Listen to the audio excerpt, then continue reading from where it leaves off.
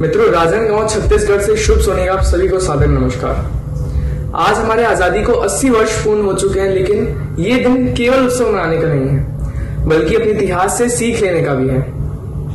हमारे आजादी का इतिहास इस बात का गवाह है कि हमें किसी उपहार में नहीं मिली है। इसके पीछे लाखों देशभक्तों का कड़ा संघर्ष, त्याग और बलिदान रहा है।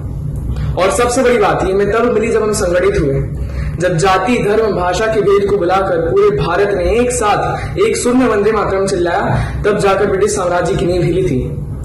नेताजी सुभाष चंद्र बोस, भगत सिंह जी, चंद्रशेखर आजाद जी और डॉक्टर केशव बड़ियाम हेडगेवार जैसे नायकों ने हमें सिखाया है कि बिखरा हुआ समाज गुलाम बनता है और संगठित समाज इतिहास रचता है। अभी हमने वर्तमान में देखा वैचारिक भटकाव, लेकिन साथियों आज हमें सोचने की आवश्यकता है कि क्या हम उस आजादी की रक्षा कर पा रहे हैं। हमारे देश के भीतर ही कुछ ऐसी देश विरोधी ताकतें सक्रिय हैं जिन्हें साधारण भाषा में टुकड़े टुकड़े गैंग कहा जा सकता है। ये वो लोग हैं जो अंधेरे और गंदगी में पनपते हैं और देश की एकता को कुतरने का काम करते हैं। इनकी सबसे बड़ा हथियार हमारी युवा शक्ति, यानी कि हमारे स्टूडेंट्स को भ्रमित करना। ये हमारे सीधे सारे छात्रों को झूठे नैरेटिव, भड़काऊ भाषणों और आधी अधूरी जानकारी के जाल में फंसाते हैं। सोशल मीडिया और शिक्षण संस्थानों के माध्यम से हमारे स्टूडेंट्स के मन में अपने ही देश, अपनी ही संस्कृति के प्रति नफरत के बीज बोए जा रहे हैं। अब देश को पुनः खंडित करने का प्रयास, इस गैंग का अंतिम मकसद बहुत ही खतरनाक है। ये लोग उस आजादी के खिलाफ काम कर रहे हैं जिस आजादी को हमारे पूर्वजों ने खून बहाकर हासिल की थी। अभिव्यक्ति की आजादी के नाम पर देश को पुनः खंडित करने का प्रयास किया जा रहा है।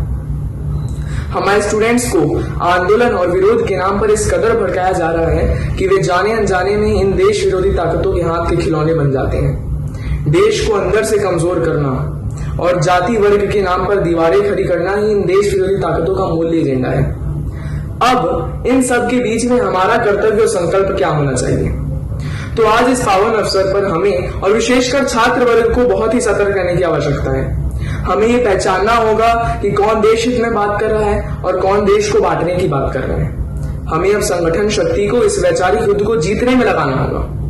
तो आइए आज हम सब ये संकल्प लें कि हम किसी भी भ्रामक प्रचार और देश विरोधी नैरेटिव का हिस्सा नहीं बनेंगे।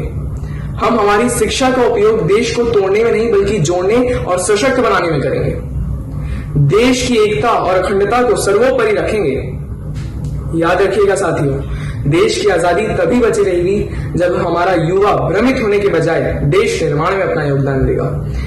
इसी के साथ मैं अपनी वाणी को विराम देना चाहूंगा। तो बोलिए भारत माता की जय। जय हिंद, जय भारत।